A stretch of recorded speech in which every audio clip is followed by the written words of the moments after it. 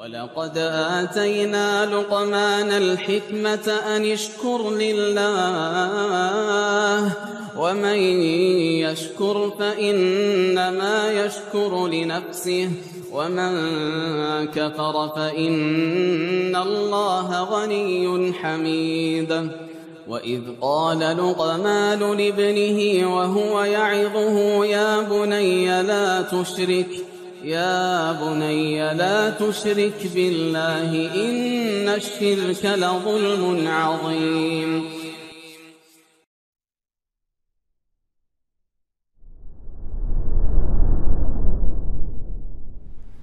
بسم الله الرحمن الرحيم. السلام عليكم ورحمة الله وبركاته. إن الحمد لله نحمده ونستعينه ونستغفره ونعوذ بالله من شرور أنفسنا وسيئات أعمالنا من يهده الله فلا مضل له ومن يضلل فلا هادي له أشهد أن لا إله إلا الله وحده لا شريك له وأشهد أن محمدا عبده ورسوله لا نبي بعده. قال الله تعالى في كتابه الكريم: يا أيها الذين آمنوا اتقوا الله حق تقاته ولا تموتن إلا وأنتم مسلمون. يا أيها الناس اتقوا ربكم الذي خلقكم من نفس واحدة وخلق منها زوجها وبث منهما رجالا كثيرا ونساء واتقوا الله الذي تساءلون به والأرحام إن الله كان عليكم رقيبا. يا أيها الذين آمنوا اتقوا الله وقولوا قولا سديدا يصلح لكم أعمالكم ويغفر لكم ذنوبكم ومن يطع الله ورسوله فقد فاز فوزا عظيما. فإن أصدق الحديث كتاب الله وخير الهدي هدي محمد صلى الله عليه وسلم وشر الأمور محدثاتها وكل محدثة بدعة وكل بدعة ضلالة وكل ضلالة في النار. أما بعد. Ikhwah sekalian, teman-teman jemaah Taifah atau perusahaan Taifah yang dirahmati oleh Allah Azza wa Jalla dan diberkati perdagangannya dan kerjasamanya oleh Allah Azza wa Jalla, kita kembali bertemu untuk membahas fawaid ilmiah dari ahadits an-nabawiyah dalam kitab Al-Arba'in An-Nawawiyah, dan kita sekarang di hadis 21 dari kitab tersebut, dan mudah-mudahan pada hari ini kita bisa membahas dua hadis 21 dan 22 biiznillah taala. Hadis 21 terlebih dahulu, dan ini tentang istiqamah. Dan yang kedua juga ada kaitannya dengan istiqamah, ya, menjalankan ketaatan, menghalalkan yang halal dan mengharamkan yang haram, ada kaitannya insyaallah. Al-hadits al-hadi wa 20 an Abi Amr, atau mengatakan, ada yang mengatakan Abi Amrah Sufyan bin Abdullah radhiyallahu anhu. Qultu ya Rasulullah, qul li fil Islami qawlan la as'alu anhu ahadan ghairak. Jadi Abu Amrah Sufyan bin Abdullah ini bertanya kepada Rasulullah, ya Rasulullah, qul li fil Islami qawlan la as'alu anhu ahadan ghairak. Ya Rasulullah, katakan, beritahukan kepadaku suatu perkataan dalam Islam, suatu khabar dalam Islam, suatu perintah dalam Islam. La as'alu anhu ahadan ghairak, yang mana setelah aku mengetahui jawaban engkau, aku tidak akan bertanya kepada selain engkau ya Rasulullah. Yaitu kalimat yang sangat mencukupi gitu. Maka kata Nabi SAW, qul amantu billah thumma istaqim.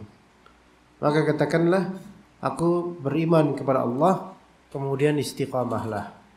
Iman dan istiqamah. Iman dan istiqamah. Kata Nabi sallallahu alaihi wasallam, "Qul amantu." Katakanlah aku beriman. Amantu. Qul, di sini qul artinya kata. Pakai qaf. Huruf qaf, bukan huruf kaf. Sebagian dari kita kalau baca huruf qaf, kaf. Dan itu bisa menjadi tahrif lafzi dan lahan jali. Dan itu berbahaya juga dari segi makna karena akan berubah maknanya. Seperti muawwidzatain atau 3 surat terakhir dari Al-Quran. 3 qul dalam Al-Quran di terakhir. Qul huwallahu ahad. Qul a'udzu birabbil falaq. Qul a'udzu birabbin nas. Saking kurang baiknya melafalkan, menutupkan huruf qaf, maka dia tidak bisa membedakan qaf dengan kaf. Ya, kul. Apa arti kul? Kul biyaminik. Kul washrabu. Makanlah, perintah buat makan. Kul huwallahu ahad. La. Kul a'udzu birabbin nas mirip dengan qaf. Tapi bagi orang yang mengerti tajwid dan biasa dengannya, insyaallah terbedakan di pendengaran. Ini huruf kaf bukan qaf ya akhi. Qul qaf qa. Sebagian dari kita itu ada yang ifrat dalam qaf dan ada yang tafrid dalam qaf. Ada yang berlebihan dalam qaf sehingga qaf itu qul gitu. Itu enggak gitu. Itu kayak suara kodok yang di air qul gitu enggak. Qul. Ya. Minta nasihat sama Ustaz Nasikhin, ya.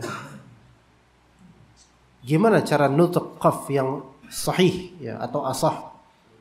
Juga ada yang tafrid yang agak kurang gitu. Bukan agak kurang, sangat kurang mungkin. Ku pakai k. Ku. Udah gitu kayak orang Turki baca u-nya tuh kayak orang ku.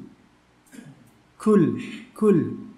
Kalau orang-orang daerah Turki itu kalau dhammah ya u gitu, itu ada kayak u gitu. Kul walakum gitu kayak gimana gitu ya. Nah ikhwan, kita belajar Al-Qur'an. Apa di sini insyaallah ada yang mengajarkan Al-Qur'an, alhamdulillah. Maka qul, katakanlah. Di sini dikatakan yashmalu qaulal lisani wa qaulal qalbi. Rasulullah memerintahkan katakan. Ini mencakup perkataan lidah, lisan dan perkataan qalb, hati. Jadi di antara iman dengan mengucapkan atau perkataan. Dan perkataan itu ada 2 macam. Qaul lisani dan qaul qalbi. Perkataan lisan dan perkataan qalbu. Perkataan lisan dengan perkataan qalbu itu mesti selaras. Kalau tidak, maka seolah-olah seperti munafik.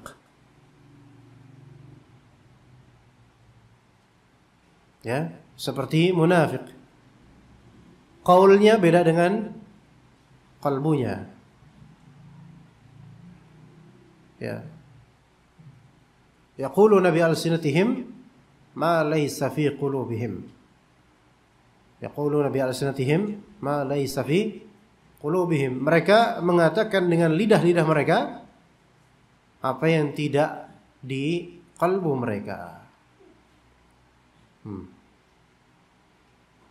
Jadi katakanlah dengan lisan dan juga kalbumu apa? Di sini kata Nabi bukan kata Sufyan bin Abdullah. Qul amantu. Aku beriman. 2 hal, amantu dan istaqim. Atau qul amantu billah, yang kedua istaqim. Jadi ada 2 perintah dari Nabi SAW. Yang pertama, qul amantu billah, yang kedua istaqim. Katakanlah amantu billah. Yaitu aku beriman kepada Allah. Beriman kepada Allah. Apakah cuma perkataan doang? Setelah perkataan khalas, masuk surga langsung? Istaqim. Istiqamah. Lempang lurus. Kata Allah Azza wa Jalla, Innal ladzina qalu rabbunallahu tsumma istaqamu tatanazzalu 'alaihimul malaikah. Sesungguhnya orang-orang yang berkata Rabbunallah, Rabb kami adalah Allah, kemudian orang-orang ini istiqamah, maka pada nanti wafatnya mereka turun malaikat-malaikat yang disebut a'wanu malaikatil maut, para pembantu atau penolong malaikat maut, bukan malaikat mautnya. Malaikat mautnya ada dan para malaikat yang membantunya juga ada, yang akan menggopongnya nanti ke alam barzakh, yang akan menggopongnya ke langit-langit nanti kalau dia beriman. Maka berkata malaikat tersebut, Allah takhafu wa la tahzanu, akan diberitakan kabar gembira tentang surga sebagaimana dijanjikan sebelumnya. Kemudian Allah Ta'ala juga mengatakan, innal ladzina qalu rabbunallahu tsumma istaqamu fala khaufun 'alaihim wa la hum yahzanun. Orang yang mengatakan Rabb kami adalah Allah dan istiqamah. Jadi bukan ngomongnya doang, istiqamah. Dan itu susah. Lebih susah dari ngomong. Maka tiada kekhawatiran, tidak ada ketakutan untuk masa depan mereka, dan tidak ada kesedihan akan apa yang luput dari mereka di dunia.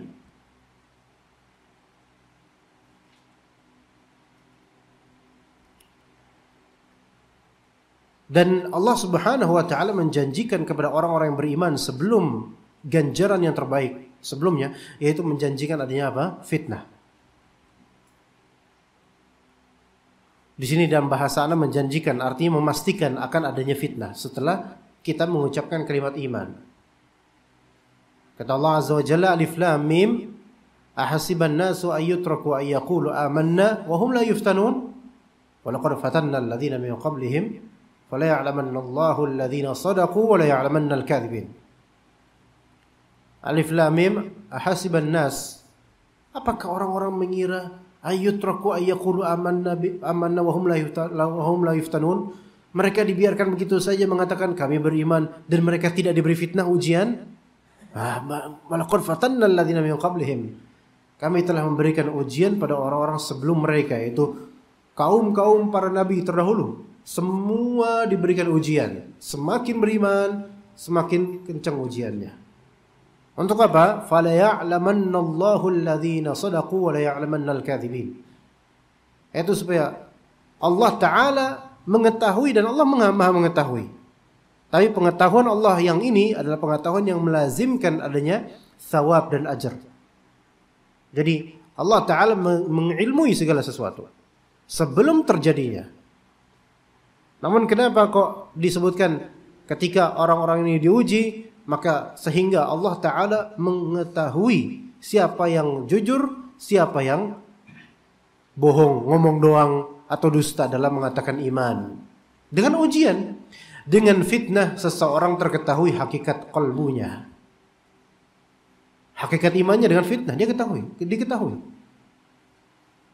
Dan orang di antara kalau zaman sekarang enggak ada nabi. Karena kata Nabi sallallahu alaihi wasallam, Asyaddun nasi bala'an al-anbiya, thumma al-amthal fal-amthal. Orang yang paling besar bala dan ujiannya adalah para nabi, kemudian yang semisal dan semisal. Siapa yang semisal dengan para nabi? Dari segi estafet dakwah, yaitu para dai, orang-orang yang ke agama dan mengajarkan agama. Maka setiap lisan mengucapkan suatu amar ma'ruf atau nahi munkar, maka suatu waktu Allah Ta'ala akan menguji buah dari lisan tersebut, apakah dia istiqamah dengan buah lisannya atau tidak. Dan itu tuh wallahi terjadi. Kadang kita baru menasihati antum di jam sekian, 2 jam berikutnya Allah berikan ujian berupa pertanyaan yang besar, apakah antum selaras dengan yang apa antum ucapkan di Taifah tadi. Begitu ikhwan. Dan wallahi itu terjadi pada ana dan juga seluruh dai dan juga pada antum.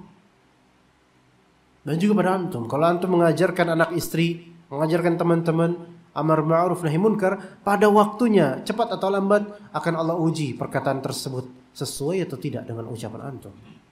Antum amalkan atau tidak, itu seperti itu, wallahi seperti itu. Dan itu adalah ujian yang berat. Wallahi itu jauh lebih berat daripada Anda berhadapan dengan jemaah sekalian.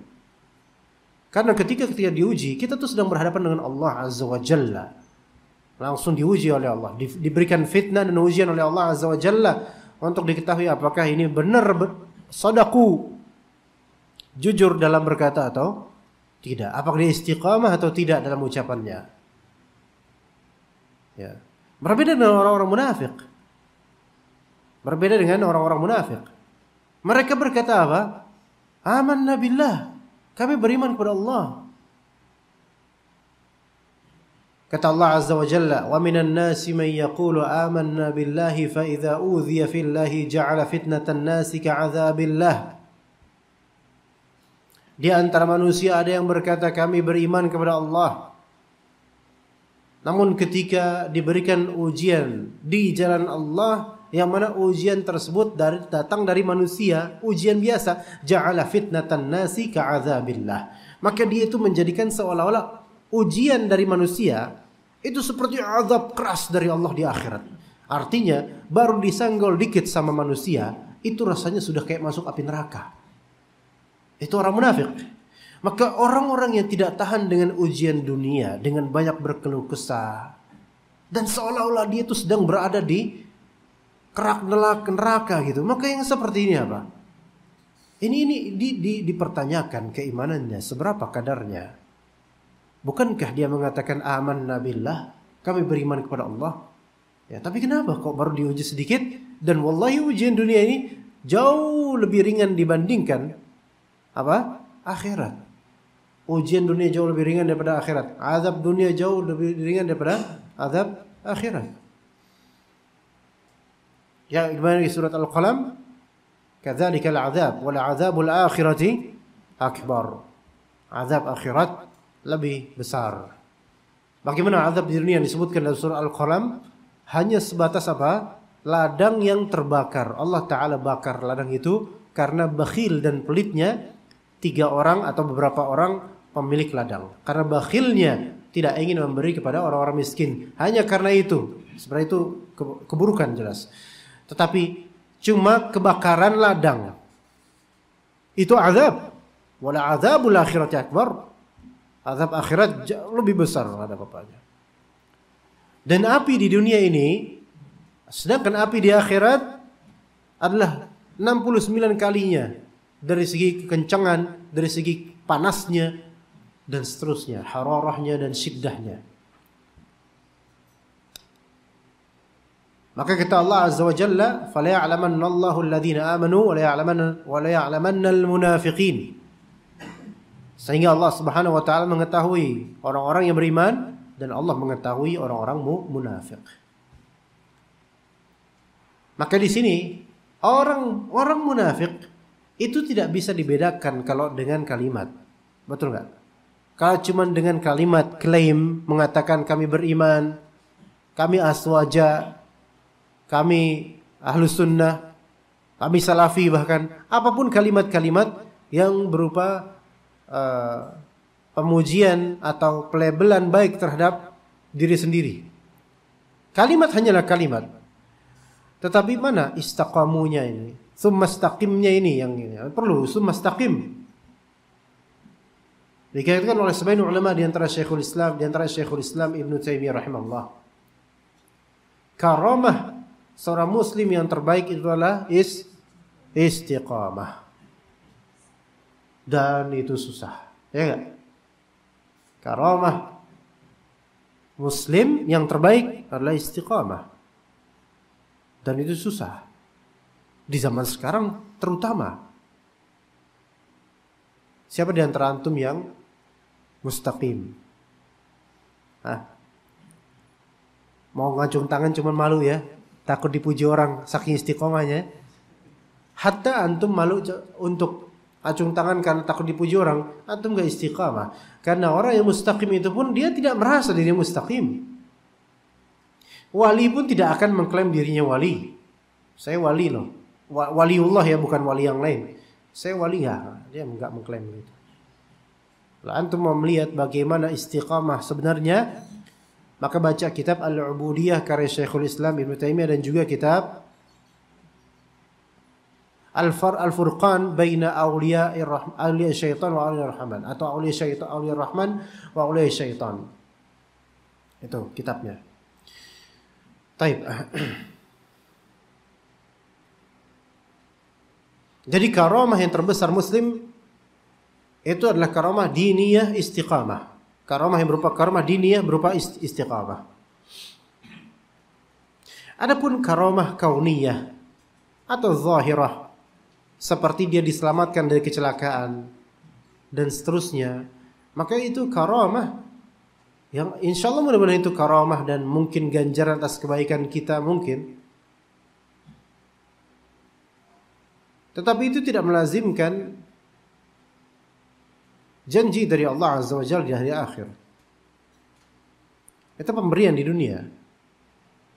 Boleh jadi di antara karamah seseorang, dia tidak berletih untuk mencari duit, tetapi ngalir duit pada tangannya. Mungkin gak? Ada gak orang kayak gitu? Ada. Mungkin di antara antum ada seperti itu, Masya Allah. Antum biasa dagang biasa, dagang santai aja, tapi laris. Ada orang dagang itu sampai matanya hampir copot dari tempatnya. Tapi enggak, ya gitu-gitu aja kelas. Beda nasib orang-orang. Boleh jadi yang dagang laris ini santai karena menganggap dunia ini ahwan. Kecil dunia ini. Akhirat jauh lebih baik. Maka Allah Ta'ala berikan kepadanya. Man kana yuridu thawabad dunya fa inna lillahi thawabud dunya wal akhirah. Di surah An-Nisa, ikhwan. Ana khawatir salah lafal nanti ana dihisab di hari akhir repot ini.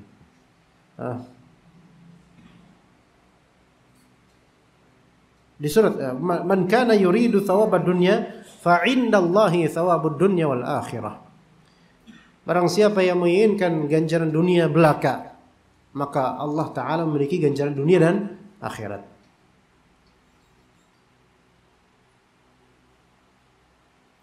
Allah ya ikhwan, di antara karamah yang anda dapatkan dan ini seperti ini adalah tahdits bin ni'am, mudah-mudahan Allah Ta'ala mengampuni anda. Beberapa waktu lalu itu sebenarnya putri ana operasi dan biaya luar biasa besar.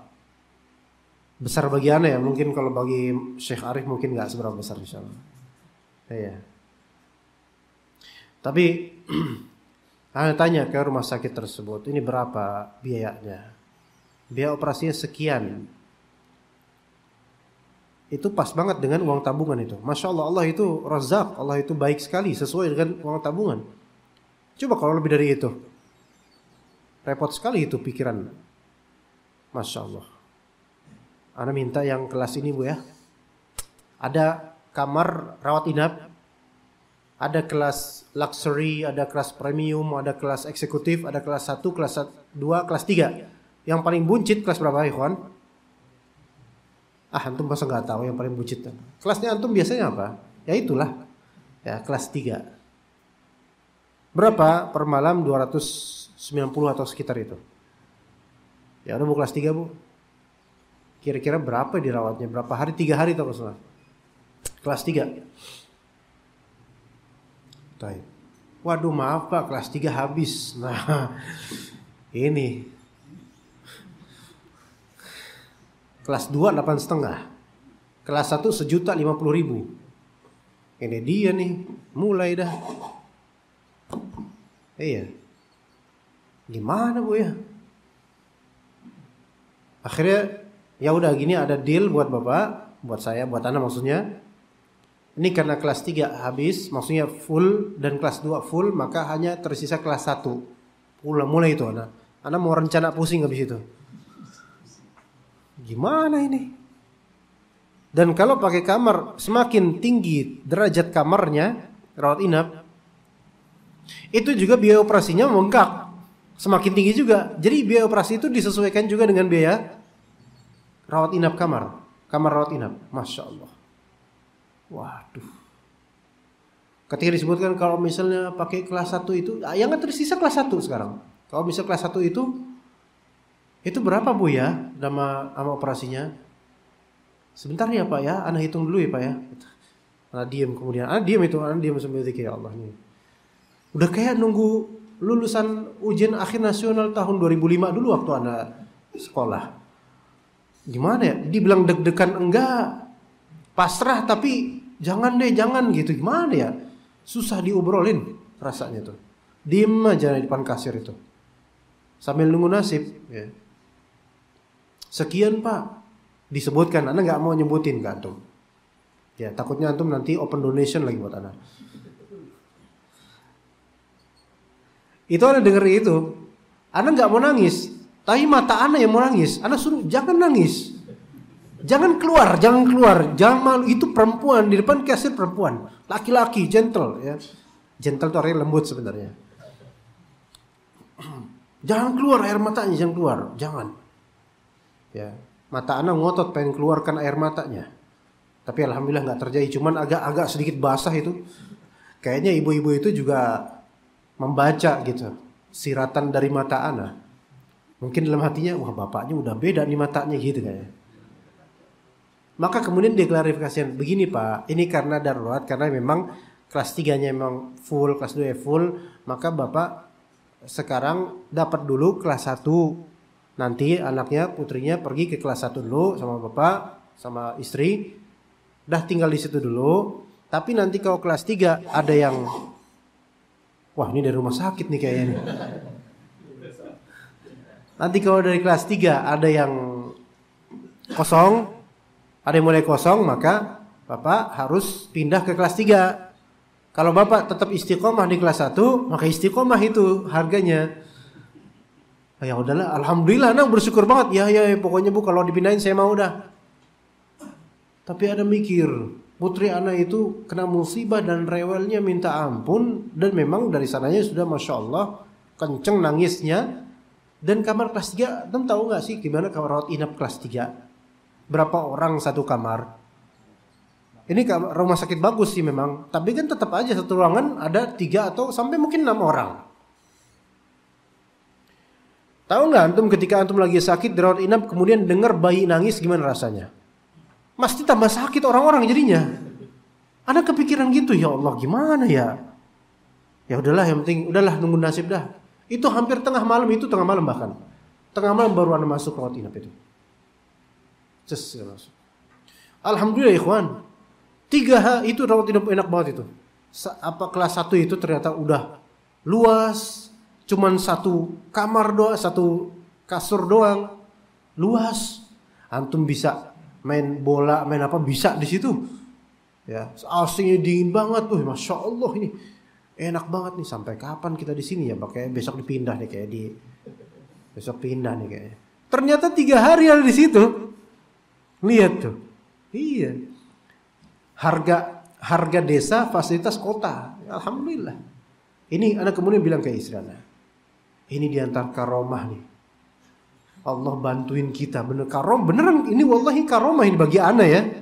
Karomah kenapa? Coba kalau misalnya Allah takdirkan ini anak bersama istri anak putri istri anak sama putri anak. Bersama istri dan putri anak ini di kelas 3. Ya. Sementara putri anak ini selalu nangis atau sering nangis, bangun nangis, Masya Allah. Namanya psikologisnya juga agak kena sedikit ya. Kalau misalnya samping-sampingnya mungkin ada orang tua lagi sakit keras, rawat inap, sampingnya bayi nangis keras gitu. Mungkin almarhum semua besok-besok gitu. Tapi lihat bagaimana karena Allah Azza wa Jalla. Ya. Alhamdulillah. Ala kulli hal di sini ikhwan, kita diperintahkan untuk beriman. Beriman, maka di sini ada cakupan maksud yaitu ikhlas. Karena iman kepada Allah mencakup amalan terbesar itu ikhlas. Tsumma istaqim, dan istiqamah itu tidak akan terwujud kecuali dengan ittiba'un Nabi sallallahu alaihi wasallam, mengikuti Nabi. Orang enggak mungkin bisa istiqamah kalau dia tidak mengikuti Nabi sallallahu alaihi wasallam. Maka ahlul bid'ah bukan ahlul istiqamah. Orang ahlul bid'ah itu mereka semua munharif, dhal, yaitu sesat, menyimpang, zair, ya. Dan di antara penyimpangan sebagian dari kaum sufi, kita tahu tadi ada karamah dan istiqamah. Dan karamah terbesar adalah apa? Istiqamah. Sebelum karamah-karamah lainnya. Ahlus sunnah wal jamaah atau kaum muslimin selayaknya, atau seorang muslim selayaknya mengejar istiqamah dan membiarkan Allah lah yang memberikan karamah. Mengejar, mentargetkan istiqamah, dan biar Allah Ta'ala lah yang akan memberikan karamah. Berbeda dengan sebagian ahlu sufi, orang sufi. Mereka mengejar apa?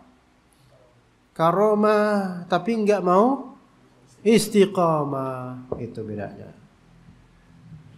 Siapa yang mengejar karamah, belaka dia kesulitan istiqamah karena dia salah target.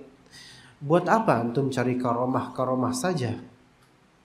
Istiqamah aja, biar nanti Allah lah yang akan memberikan karamah sesuai kehendaknya. Ya, begitu ikhwan. Bahkan banyak orang yang sebenarnya dia nyari karamah, dia tuh nyari apa? Advantage duniawi, benefit duniawi dari kekeramatannya itu. Iya. Wali keramat lah dan seterusnya. Pohon dikeramatkan, kuburan dikeramatkan. Tanya ke orang-orang, ada nggak tukang parkirnya? Ada. Itu baru tukang parkir. Kuncen ada nggak? Ini sadanah namanya. Kuncen juru kunci itu sadanah. Dan sadanah rata-rata juru kunci itu para akalatul amwal, para pemakan harta. Kalau antum nggak percaya, tanya aja mereka. Kalian kuncen tukang makan harta orang ya? Pasti mereka marah. Kenapa? Karena ngerasa. Antum tanya ke kuburan keramat. Maksudnya bukan tanya kuburannya, bukan.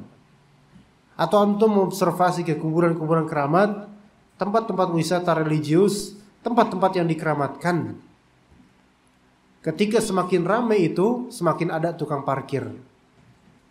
Sekarang kalau antum lihat toko-toko, minimarket, semakin ramai toko itu, yang tadi nggak ada tukang parkir, pasti ada tukang parkir. Dan rata-rata orang yang memanfaatkannya untuk ekonomi di situ adalah orang sekitar, bukan? Orang sekitar yang jobless kadang-kadang, nggak punya kerjaan, dah jagain kuburan aja lah. Ya. Sekarang kuncen gunung, perlu nggak gunung itu dijaga oleh manusia dari segi, kalau kelestariannya ya, ada patrolinya bagus. Tapi kalau misalnya dijaga dari segi metafisik, dari segi takdir, ada nggak manusia yang menjaganya? Ada. Malaikat itu urusan Allah dengan malaikat, tapi manusia nggak perlu. Kemudian seolah-olah kalau misalnya kuncen gunung ini mati, maka udahlah, hancurlah gunung ini. Ini syirik, karena mengkaitkan nasib gunung dan semisalnya dengan makhluk, seolah-olah dialah yang menciptakan takdir. Lihat ikhwan, banyak penyimpangan akidah dan na'madiyah pada orang-orang yang mengejar karamah. Bukan ke orang-orang yang bertapa di gua, bertapa di tempat sepi, di tempat-tempat gelap. Apa tujuan mereka? Mencari apa yang disebut karamah. Apa yang mereka sebut sebagai apa? Ilmu apa namanya itu? Ilmu hikmah, ilmu kebatinan, ilmu ini, ilmu itu, dan seterusnya. Supaya bisa punya power, kekuatan, atau supaya bisa menjadi wali. Bahkan ada yang supaya bisa terbang. Masya Allah. Luar biasa. Mencari hal-hal seperti itu. Ada suatu buku Ajurmiyah kalau nggak salah. Bukan Ajurmiyah dari sananya, tapi terjemahan Ajurmiyah. Terjemahan Ajurmiyah. Atau buku Nahwu lah pokoknya. Sampel. Apa depannya itu apa? Cover depannya apa? Seseorang sedang sholat di atas pohon pisang. Itu cover buku terjemahan Ajurmiyah. Maksudnya apa coba? Ngerti nggak maksudnya? Maksudnya bagi sebagian orang ini sebagai motivasi. Kalau sampean bisa paham Ajurmiyah, paham bahasa Arab, paham nahwu dengan tetel gitu, dengan apa namanya, kenceng pahamnya akan nahwu, wali sampean. Bisa apa? Bisa kayak gini, kayak wali ini. Ntar coba Anda cari, siapa tahu ketemu. Udah lama Anda nggak ngeliat cover kitab itu. Buku Ajurmiyah terjemahan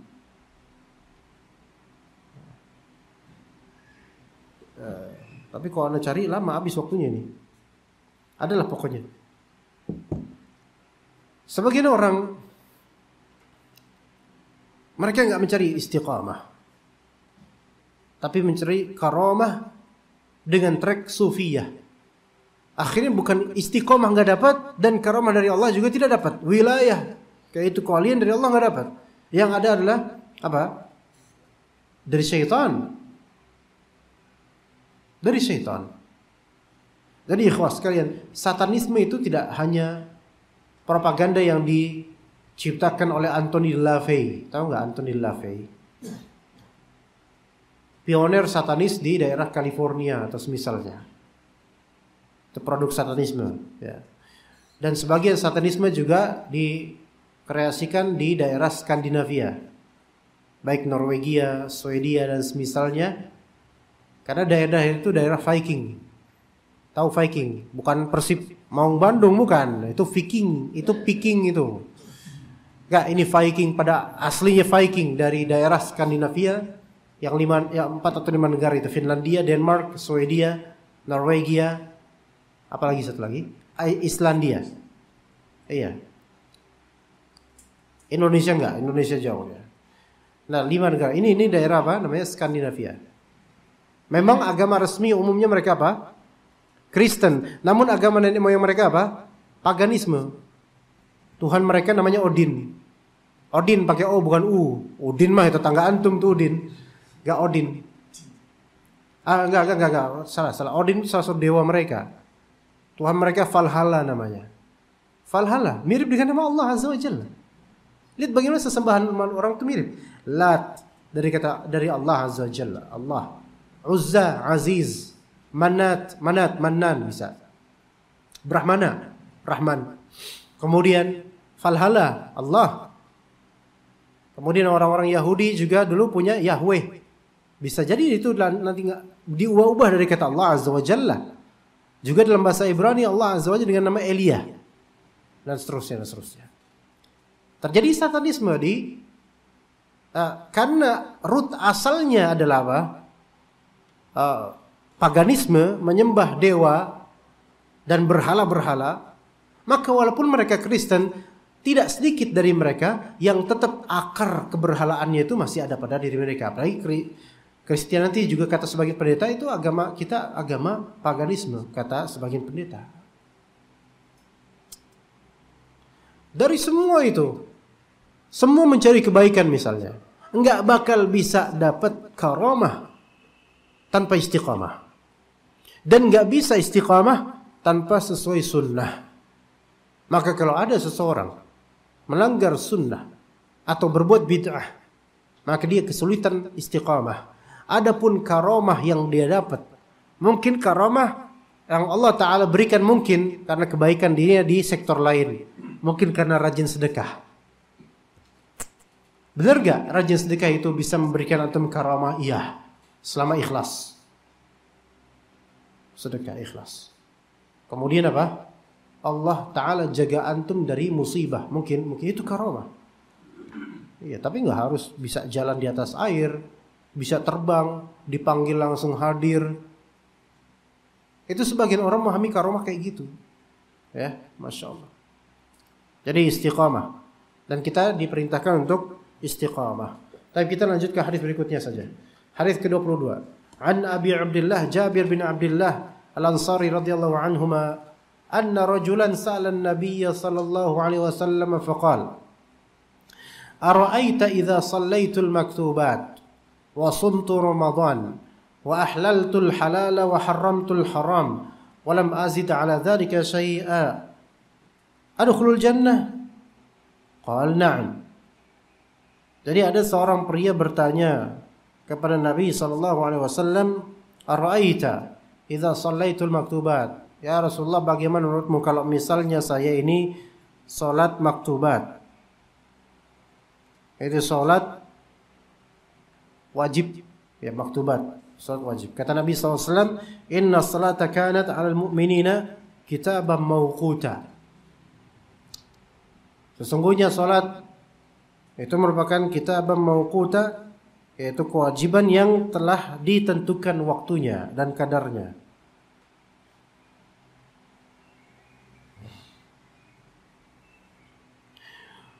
Bagaimana menurutmu ya Rasulullah kalau misalnya saya salat fardu 5 waktu, wa sumtu Ramadan, puasa Ramadan, wa ahlaltul halal wa haramtul haram, dan saya menghalalkan yang halal dan mengharamkan yang haram, wa lam azid ala dzalika syai'an adkhulul jannah, dan saya tidak menambah sedikit pun dari itu, maka apakah saya masuk surga?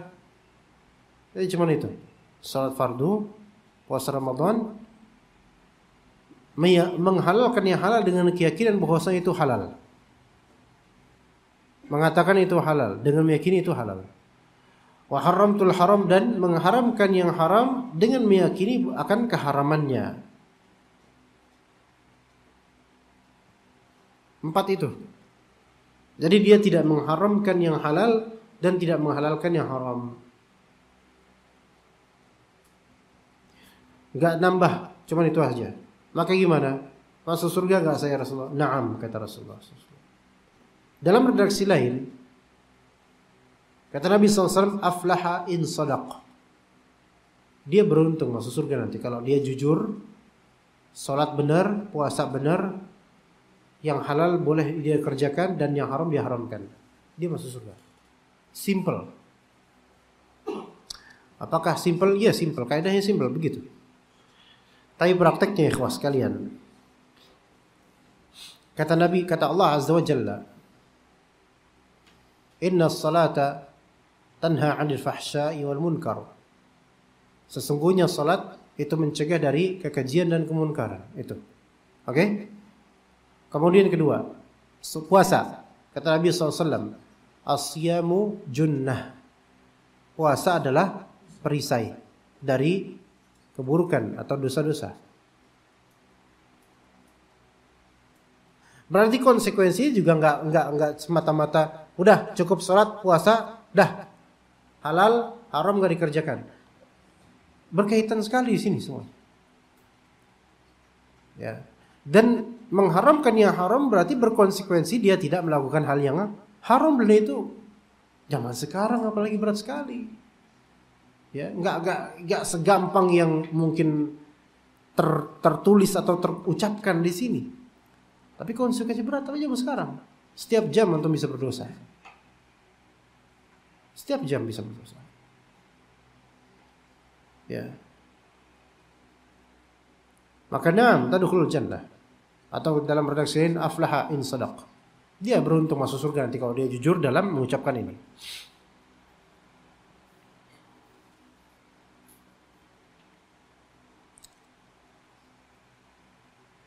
Jadi salat maktubah, yaitu salat fardu ikhwan, ya Nabi SAW sebutkan itu akan membersihkan. Ya, tidakkah engkau melihat seseorang ketika di depan rumahnya ada sungai dan dia mandi 5 kali sehari, apakah masih ada noda padanya? Tidak ada.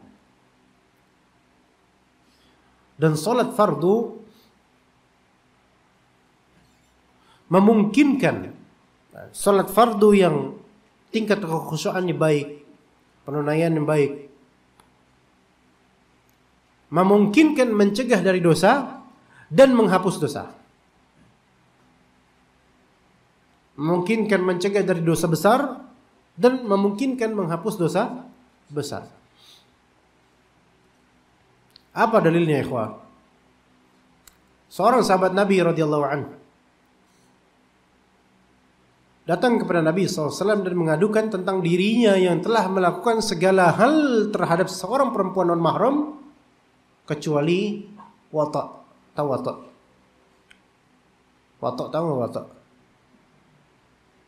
Dukhul.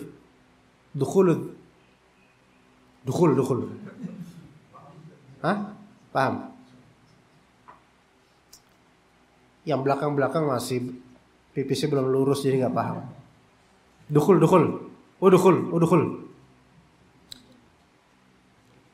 Udah ngapa-ngapain aja dia itu sama perempuan itu, tapi belum sampai dukhul. Anda gak enak ngomongnya. Antum terjemahin, cari di Google Translate dukhul. Ya. Mungkin ada yang mau dengkul. Apa dengkul? Enggak, dukhul. Udkhul. Dakhala yadkhulu.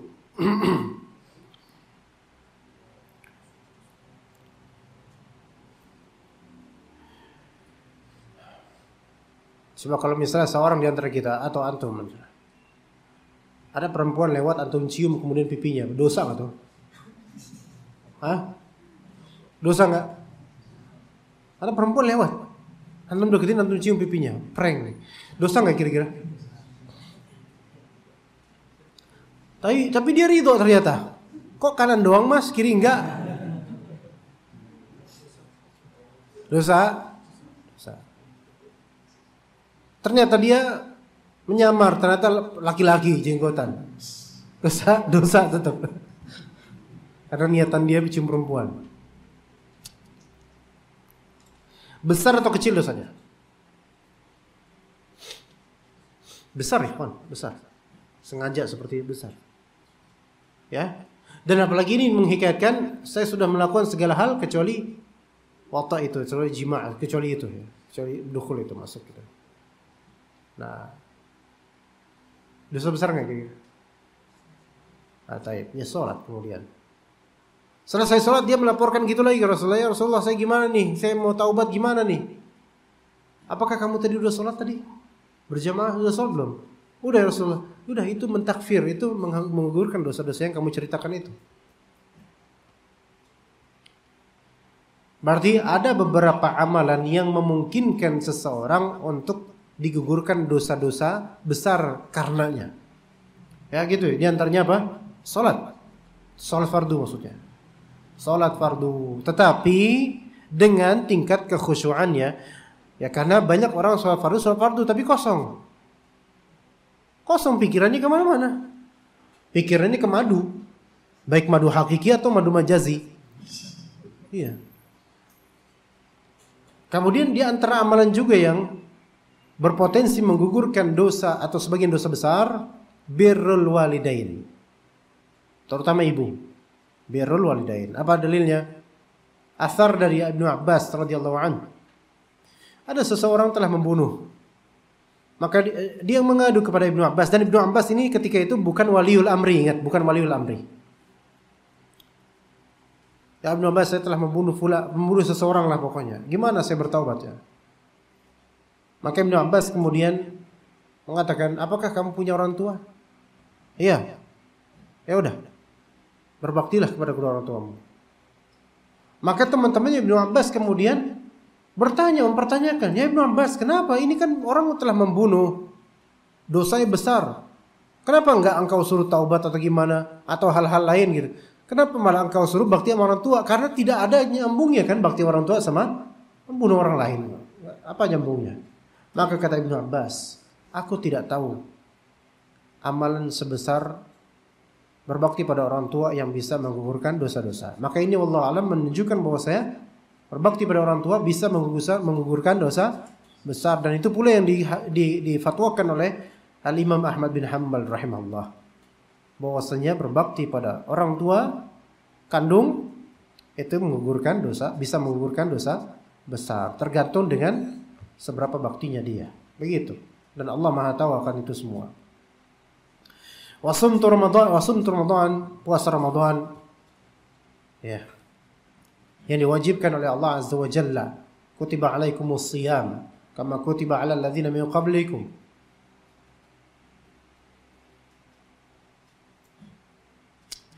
Dan puasa ini maksud puasa Ramadan di sini, yang menjadi fardu ain, kecuali yang berhalangan, baik berhalangan fisik atau keadaan. Berhalangan fisik karena apa? Haid, nifas, ya. Kemudian apa? Penyakit yang tidak memungkinkannya untuk berpuasa atau menambah madarat pada dirinya, atau karena sedang menyusui dan hamil yang tidak memungkinkan untuk meneruskan puasanya. Maka ini uzur fisik atau uzur keadaan dengan adanya rukhsah buat dia, seperti apa? Safar. Ya, safar ini enggak ada kaitannya dengan fisik, ya, kawan. Kaitannya dengan keadaan.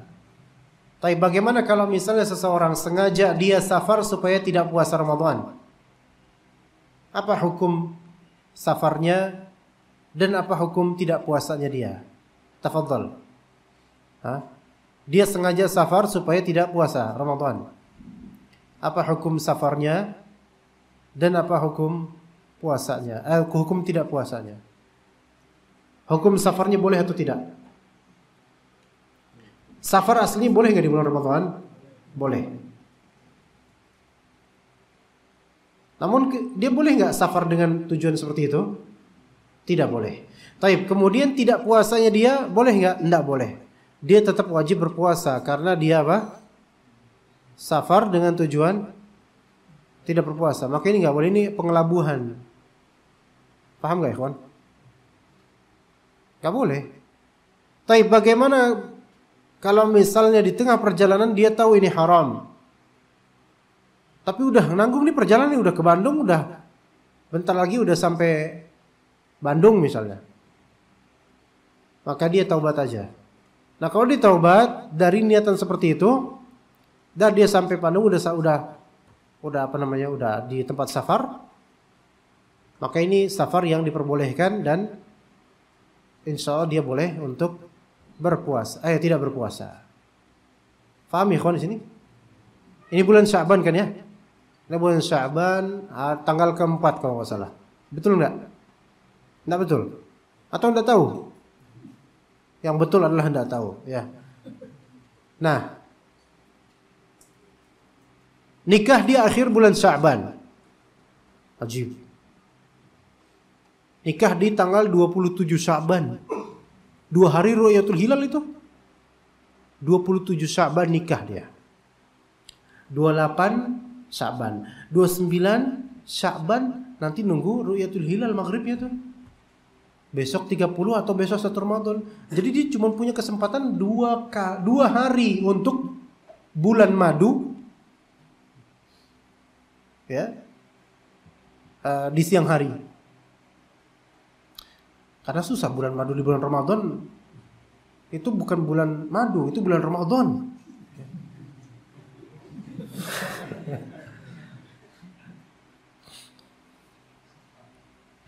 Safar. Nah ini ya. Anda nunggu antum ngomong. Iya, akhirnya ini saya ke situ kan? Iya, akhirnya dia safar sengaja sama bininya. Tujuannya untuk apa? Supaya bisa jima, tidak puasa. Apa hukumnya kata para ulama? Ini tidak boleh. Tak boleh. Ini hilah namanya. Pengelabuhan. Tidak boleh seperti itu.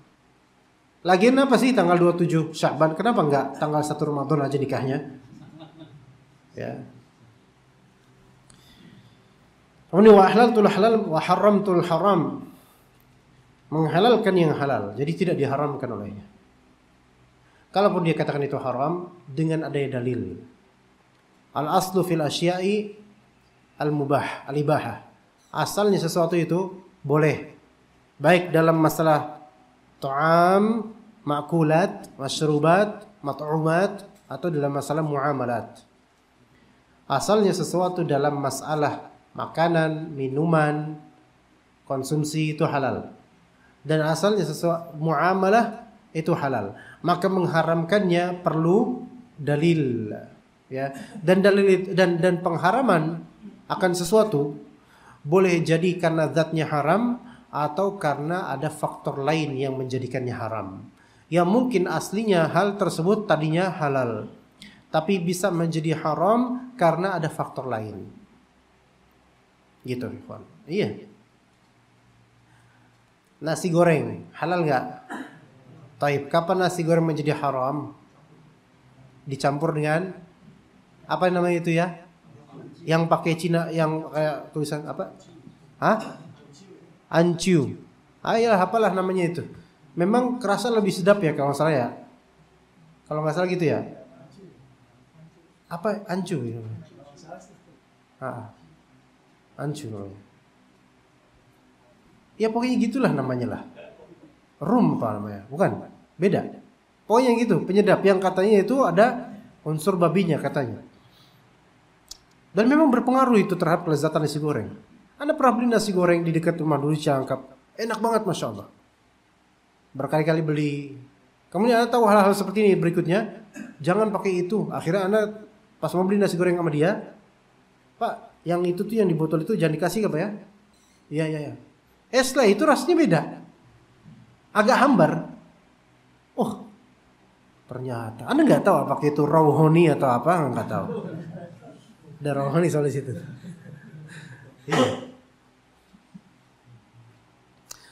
Anda minum rohani itu atau madu yang semisal yang madu rohani produk Taifah itu sehat badan Anda, nggak sakit-sakit berminggu-minggu tuh, masya Allah. Anda promosiin itu di depan antum ya. Antum kalau mau mesen, insya Allah bisa sama Anda insya Allah. Ya Pak Andik juga boleh, Pak Andik kalau mau mesen sama Anda, fadhol. Anda nggak markup tinggi-tinggi kok, tenang aja. Antum madu tinggal ciduk kan di bawah kan, gampang banget kan. Ya, begitu ya ikhwan, istiqamah dan juga salat, puasa, yang halal dihalalkan, yang haram diharamkan. Jangan yang haram distorsikan sehingga dimanipulasi menjadi halal, dan ini kerjaan dari ahlus syahwah dan ahlus syubhah. Orang-orang yang sering melampiaskan syahwatnya, lama-lama dia akan menghalalkan itu, lama-lama. Atau menganggap halal buat dirinya minimal, dan itu dikhawatirkan membuat dirinya menjadi kufur kepada Allah Azza wa Jalla. Ini yang disebut kufur tanpa pemfonisan atau kufur tanpa sadar.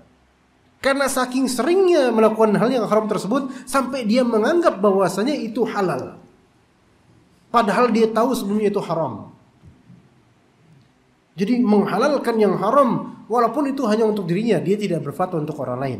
Tapi dikhawatirkan dia keluar dari Islam gara-gara menghalalkan yang haram yang jelas baginya tegak atas hujah itu diharamkan oleh Allah dan Rasulnya. Dan dia tahu itu. Hati-hati. Begitu pula dengan ahli syubhah. Orang yang pecandu syubhat dan menawarkan syubhat pada orang lain demi kepuasan dirinya atau demi harta, demi dunia, demi popularitas, maka dia menghalalkan yang haram. Dan dia udah membaca artikel, bahkan mungkin dulunya membuat artikel pengharaman ini, dia sekarang berubah dengan alasan perubahan ijtihad. Tapi ternyata dia di hatinya masih tahu bahwa itu haram, tapi dia menangkis itu semua. Maka Allah yang akan menghisapnya, wa hussila ma fis sudur. Nanti yang apa di dalam dada itu akan terbongkar semuanya. Makanya hati-hati dengan dai-dai yang bersyubhat, yang menghalalkan apa yang diharamkan walaupun dia mahir kalam. Bukankah Nabi SAW yang paling beliau khawatirkan adalah munafik alimul lisan, orang munafik tapi lidahnya itu pinter ya. Begitu ya kawan. Ya, wallahu alam. Untuk materi kita cukup insyaallah sampai di situ. Insyaallah pada pekan depan kita akan lanjut hadis ke 23 insyaallah taala. Wa sallallahu ala nabi Muhammad wa ala alihi washabihi ajma'in. Ya, fadhal.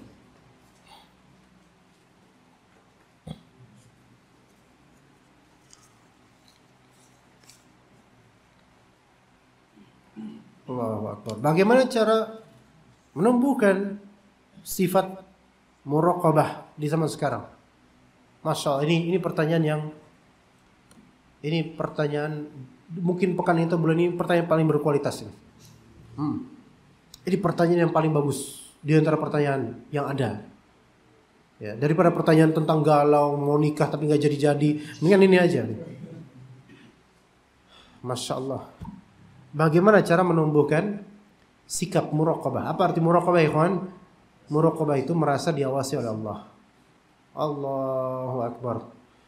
Ini adalah pertanyaan yang dibutuhkan jawabannya oleh semua dari kita, apalagi Anda. Di antara caranya tentu yang pertama adalah ketahuilah bahwasanya Allah Ta'ala berfirman, innallaha kana 'alaikum raqiba. Sesungguhnya Allah Subhanahu wa Ta'ala mengawasi kalian. Dan juga di antara malaikat yang Allah tugaskan mencatat amal kita, mereka disifati raqib atid. Ini yang kedua. Raqib atid. Raqib artinya selalu mengawasi, mengintai, melihat, dan atid artinya hadir.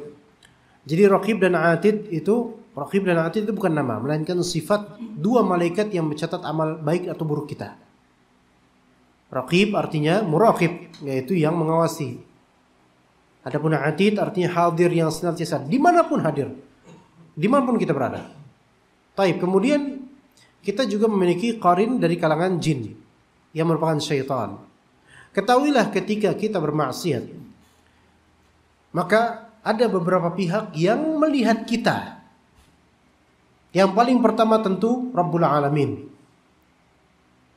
Ketahuilah sebelum kita memandang sesuatu yang haram, maka sungguh Allah telah lebih dulu memandang mata kita. Itu satu. Kemudian juga malaikat-malaikat melihat kita. Dan mereka adalah ibadullahi salihin. Mereka adalah hamba-hamba Allah yang saleh. Jadi antum dilihat oleh orang-orang saleh ketika oleh malaikat-malaikat saleh ketika bermaksiat.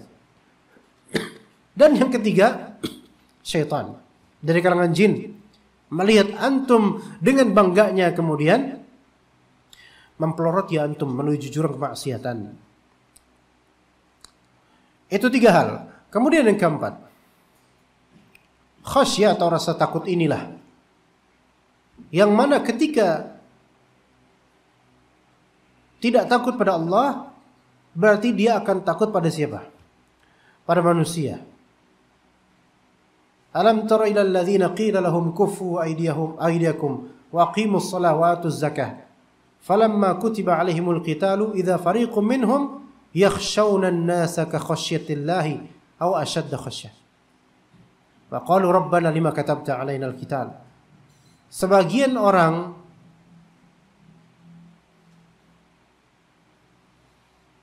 yakhshawna an-nasa ka khashyatillah, yakhshawna an-nasa ka khashyatillah. Adapun di surat Al-Baqarah, wa minan nasi man yattakhidhu min dunillahi andada yuhibbunahum ka hubbillah. Baik. Jadi cintanya kepada manusia melebihi atau seperti cintanya kepada Allah. Dan takutnya dia kepada manusia seperti takutnya kepada Allah Azza wa Jalla. Artinya, atau cintanya dia kepada manusia seperti cintanya orang beriman kepada Allah Azza wa Jalla. Sangat cinta gitu. Dan takutnya dia kepada manusia seperti takutnya orang beriman kepada Allah Azza wa Jalla. Jadi ketika cinta kita itu ditujukan kepada manusia, maka kita kurang merasa dipantau oleh Allah. Ketika rasa takut kita lebih kepada manusia, malu kita lebih kepada manusia, kurang merasa dipantau oleh Allah Azza wa Jalla. Dan anda nasihati kepada anda dan juga antum, baca di kitab Riyadh As-Salihin bab Al-Muraqabah. Di kitab Riyadh As-Salihin, kan yang pertama itu bab ikhlas. Kalau nggak salah yang kedua atau ketiga itu bab muraqabah. Yang kedua mungkin taubat, atau yang coba dicek lagi di kitab Riyadhus Shalihin. Yang pertama kan ikhlas, yang kedua entah muraqabah atau taubat, atau yang ketiga bisa dicek nanti. Itu ada beberapa hadis yang menunjukkan akan hal itu, teman-teman sekalian. Jazakumullah khair atas pertanyaan yang sangat bermanfaat. Dan juga di antara caranya, ikhwan,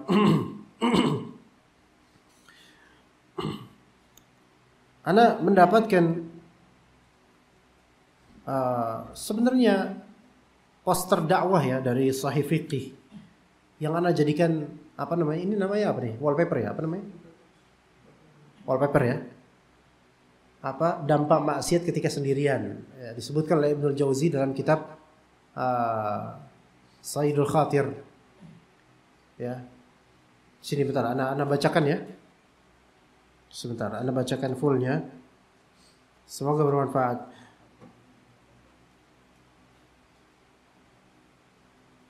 Kata Ibnu Jauzi rahimahullah, aku melihat beberapa kaum yang mengaku memiliki ilmu. Ustaz, da'i. Oke, enggak mesti ustaz atau da'i. Antum pun berilmu insyaallah. Aku melihat beberapa kaum yang mengaku memiliki ilmu meremehkan pengawasan Allah Azza wa Jalla saat mereka sendirian, sehingga dia mudah bermaksiat. Padahal punya ilmu, tahu itu maksiat. Akibatnya Allah menjadikan nama orang-orang seperti ini tidak harum di tengah umat manusia. Artinya orang mungkin kenal, walaupun dia berusaha menampakkan kebaikan, tapi bagi orang itu dia tuh hambar, nggak ada manis-manisnya gitu. Walaupun menampakkan kemanisan. Atau misalnya antum sendiri, kita refleksi bukan dai lah, kita ini, ya. Maksiat yang kita lakukan sendiri di kesendirian, yang kita tidak takut sama Allah Taala dengan maksiat tersebut. itu akan mewariskan di kalbu teman-teman antum pandangan yang tidak begitu spesial terhadap antum. Hatta antum itu orang yang sebenarnya spesial secara zahir, tapi Allah menerbitkan di kalbu orang-orang tidak begitu mencintai antum. Maka kata beliau, mereka ada tetapi seperti tidak ada. Mungkin penampilan saleh, penampilan salafi, sunnah, tapi seperti enggak begitu ngambang bagi sebagian orang. Enggak, ya fulan ya enggak apa-apa biar. Enggak ada spesialnya. Ya. Tidak ada rasa nikmat memandang mereka. Tidak ada hati yang rindu untuk bertemu mereka. Karena apa ya, kawan? Maksiat. Memang tujuan kita beribadah bukan supaya dirindukan orang, bukan. Tapi wallah itu kerasa, ikhwan. Belum lama antum maksiat, uqubah, hukuman-hukuman seperti ini kerasa. Rasain aja. Coba antum setelah maksiat kemudian mungkin menyesal, tapi rasakan ketika setelah itu adalah nggak enak sama teman, kok dia kok gitu sama saya dan seterusnya. Ada. Allah Subhanahu wa taala Rabbul Alamin. Wallahu alimun bima yasnaun. Allah Maha mengetahui apa yang mereka perbuat. Semua yang kita perbuat di kesendirian kita. Ya. Dan Allah muqallibul qulub, membolak-balik hati manusia. Maka kata Imam Al-Muzani rahimahullah, disebutkan dalam kitab Faidul Qadir oleh Al-Munawi rahimahullah, idza wajadta jafaan min sahibika fatub ilallah. Jika engkau mendapatkan sikap tidak enak dari saudaramu atau dari temanmu, sikap gak enak dari dia, maka taubat kamu dari Allah. Fa innaka qad ahdathta dzanban. Sesungguhnya engkau telah melakukan dosa sebelumnya, maka Allah hukum dengan sikap orang terhadapmu. Walaupun orang-orang itu gak tahu dosamu apa, tapi Allah terbitkan di kalbu mereka kurang suka sama antum. Allah yang berikan itu. Walaupun mereka nggak tahu dosa antum apa, tapi pengen aja berbuat buruk pada antum. Sampai sebagian salaf mengatakan, inni la'adnabtu dzanban fara'aitu atharaha fi zaujati wa himari wa fa'ri baiti. Sesungguhnya aku telah melakukan suatu dosa. Apakah ada di antara salaf melakukan dosa terang-terangan gitu? Enggak, dosa sendirian, hanya Allah yang tahu. Kemudian aku melihat efeknya pada tingkah istriku, tingkah keledaiku kendaraan, dan tingkah tikus rumahku. Memang tikus rumah tidak menandakan pasti orang itu habis maksiat, enggak gitu juga. Antum jangan ketika melihat ada tikus keluar dari rumah orang, wah habis maksiat nih orang. Enggak itu juga, bukan itu salah kalau menilai gitu. Tapi artinya adalah segala ketidakenakan hidup ini, yaitu musibah tersebut ya famin nafsik. Iya. Ma asabaka min hasanatin famin Allah, wa ma asabaka min sayyi'atin famin nafsik. Apa yang menimpamu dari kebaikan itu dari Allah, dan apa yang menimpamu dari keburukan itu dari sebab dirimu sendiri. Gitu. Iya. Allah Ta'ala, innallaha la yakhfa alaihi syai'un fil ardi wala fis sama. Tidak tersembunyi sedikit pun bagi Allah Ta'ala, baik di bumi atau di langitnya. Kata Allah Azza wa Jalla, sawa'un minkum man asarra al-qawla wa man jahara bih wa man huwa mustakhfin bil laili wa sarimun bin nahar. Sama aja bagi Allah Ta'ala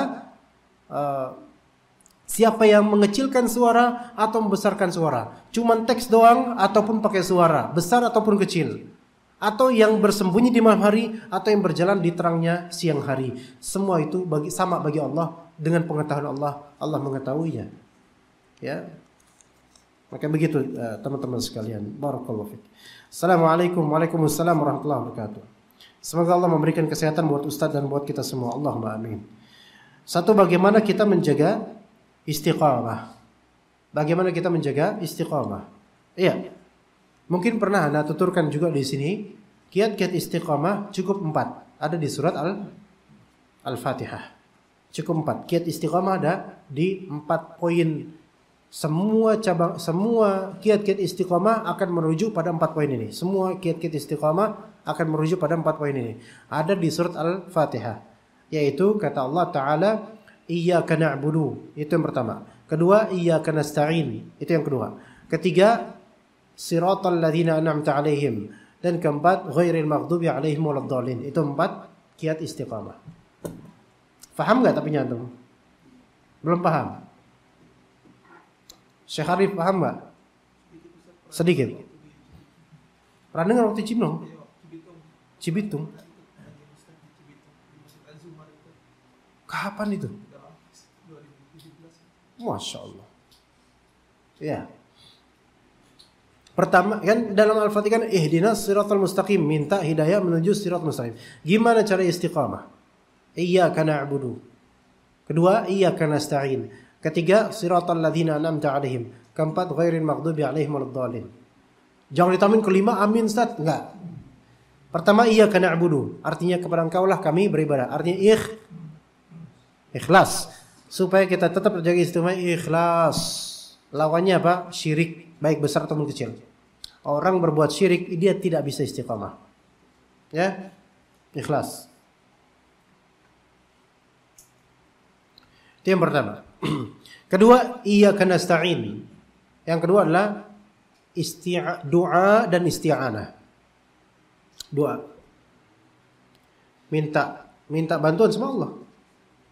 Orang kalau ikhlas tapi dia egois atau bukan egois, dia mengandalkan diri sendiri, nggak bisa dia istiqamah. Iya. Walaula fadlullahi 'alaikum wa rahmatuhu lattaba'tumus syaitana illa qalila. Kalau bukan karena keutamaan dari Allah dan rahmat dari Allah, kalian pasti mengikuti syaitan kecuali sedikit. Jadi ini hidayah dari Allah. Kita minta terus sama Allah. Iyyaka na'budu wa iyyaka nasta'in. Jangan ngandelin diri sendiri. Jangan sombong dengan kemampuan dan kapabilitas diri, enggak bisa. Allah yang berhidayah. Dan Allah Ta'ala juga yang membuat orang-orang tersesat, yang menjadikan orang tersesat Allah Ta'ala. Jadi kita minta sama Allah jangan sampai kita dibuat tersesat. Dan jangan sampai kemudian amalan kita itu kita anggap itu baik padahal itu amalan buruk. Minta hidayah sama Allah. Afaman zuyyina lahu su'u 'amalihi fara'ahu hasana fa innallaha yudhillu man yasha wa yahdi man yasha. Maka bagaimana dengan orang yang dihiasi amalannya yang buruk seolah-olah itu baik, dia menganggapnya itu baik. Sesungguhnya Allah Ta'ala menyesatkan siapa yang Allah inginkan dan memberi hidayah pada orang yang Allah inginkan. Maka minta sama Allah. Itu kedua, isti'anah. Jangan lepas dari ini. Makanya ketika baca ihdinas siratal mustaqim di salat, itu baca dengan baik dan sanubarikan, terapkan betul-betul. Jangan cuma lewat begitu aja. Yang penting cepat amin, udah kulhu langsung selesai. Enggak. Tapi betul-betul hati itu bermain di situ. Ya. Kemudian doa ya muqallibal qulub tsabbit qalbi 'ala dinik. Kemudian doa Rabbana la tuzigh qulubana ba'da idh hadaitana dan seterusnya. Dan yang ketiga adalah siratal ladzina an'amta 'alaihim. Yang ketiga adalah mengikuti jalan orang-orang yang Allah berikan kenikmatan, yaitu ittiba'. Yang ketiga ada 2 cabang. 1, A, ittiba' mengikuti Nabi SAW, dan B, berkawan dengan orang-orang yang mengikuti Nabi SAW. Dan ini dalilnya berikutnya yaitu tentang alladzina an'amta 'alaihim, kata Allah Azza wa Jalla, "Wa may yuti'illaha war rasula fa ulaika ma'al ladzina an'ama Allahu 'alaihim minan nabiyyin was-siddiqin wasyuhada'i was-salihin wa hasuna ulaika rafiqa. Dzalika fadlun min Allah." Siapa yang taat kepada Allah dan Rasulnya, maka mereka bersama dengan orang-orang apa? Yang Allah berikan kenikmatan, yaitu para nabi, siddiqin, syuhada dan salihin. Itu. Juga kata Allah Azza wa Jalla, "Wasbir nafsaka ma'al ladzina yad'una rabbahum bil ghadati wal 'ashyi yuriduna wajhah." Bersabarlah engkau bersama dengan orang-orang yang disebutkan oleh Allah Azza wa Jalla di surat Al-Kahfi tadi. Juga kata Nabi SAW, "Al-mar'u ma'a man ahab." seseorang akan dibangkitkan bersama yang dicintai. Juga kata Nabi SAW, al-mar'u ala dini khalilih, falyanzur man yukhalil. Seseorang itu sesuai dengan agama orang yang menjadi teman sahabat atau sahabat dekatnya yang dia cintai. Maka lihat sahabatmu siapa. Ini, carilah sahabat atau teman yang alladzina an'amta alaihim. Maka bisa istiqomah. Iya. Lawannya yang keempat, dan ini terakhir insyaallah, yaitu ghairil maghdubi alaihim waladdallin. Jangan ikut dengan jalan mereka ini. Wala tuti' man aghfalna qalbahu 'an dzikrina wattaba'a hawahu wa kana amruhu furuta. Jangan engkau turuti orang yang man aghfalna qalbahu 'an dzikrina, yang lalai dari zikir. Wattaba'a hawahu, dan mengikuti hawa nafsunya. Maka efek dari lalai dan mengikuti hawa nafsu apa? Wa kana amruhu furuta. Urusannya tercerai-berai, repot. Apa-apa tuh susah gitu loh. Kecuali kalau untuk urusan dunia baru enak tuh. Tapi untuk akhirat susah. Untuk ngaji susah. Untuk dunia getol. Ini nih orang yang lalai ini. Jadi ini al-maghdubi alaihim, yaitu orang yang punya ilmu tidak diamalkan, ad-dhalin tidak punya ilmu tapi beramal. Lebih buruk lagi, enggak punya amal, enggak punya ilmu, udah enggak punya apa-apa khalas. Maka ini ghafil. Maka kata Ibnu Qayyim dalam risalah beliau, kalau wa man ta'ammala hala hadzal kaun, siapa yang merenungi keadaan buruknya yang terjadi di semesta ini, sebabnya cuma dua. Yaitu apa? Ghaflah dan ittiba'ul hawa. Yaitu kelalaian dan mengikuti hawa nafsu, sebagaimana di surah Al-Kahfi, yaitu wala tuti' man aghfalna ghaflah qalbahu 'an dzikrina wattaba'a hawahu. Efeknya apa? Wa kana amruhu furuta. Urusannya hancur. Jadi tatanan dunia jadi hancur juga gara-gara lalai akan zikir dan mengikuti hawa nafsu. Begitu ya. Dan mengikuti hawa nafsu lama akan terbit syubhat. Betapa banyak syubhat terbit karena mengikuti hawa nafsu. Begitu ya. Ya, jadi 4 itu istiqomah. Tapi tadi ada amanah lagi, satu lagi sebentar. Seberapa pentingkah istiqomah dalam kehidupan kita? Jika antum tidak mengetahui seberapa penting istiqomah, maka bagaimana antum memintanya? Seberapa penting istiqomah sehingga harus dimintakan di tiap hari, di tiap salat, di tiap rakaat. Antum baru tahu seberapa pentingnya nanti setelah kematian. Iya. Oke, sekarang aja lah, seberapa penting istiqomah di sini di dunia ini? Seberapa penting? Ada enggak orang yang merasakan kenikmatan hakiki tanpa istiqomah? Enggak. Enggak bisa. Enggak enak. Hambar. Lezatnya hanya duniawi. Tapi kalau dia bisa istiqamah, lezat rasanya. Sekarang kalau misalnya antum habis kajian ini, antum merasakan sakinah. Sakinah aja, jangan sakinah mawaddah warahmah. Sakinah, ketenangan di kalbu, ya. Kemudian setelah ini antum merasa Allah mengawasi antum. Dan kemudian antum bekerja dengan baik, dengan amanah.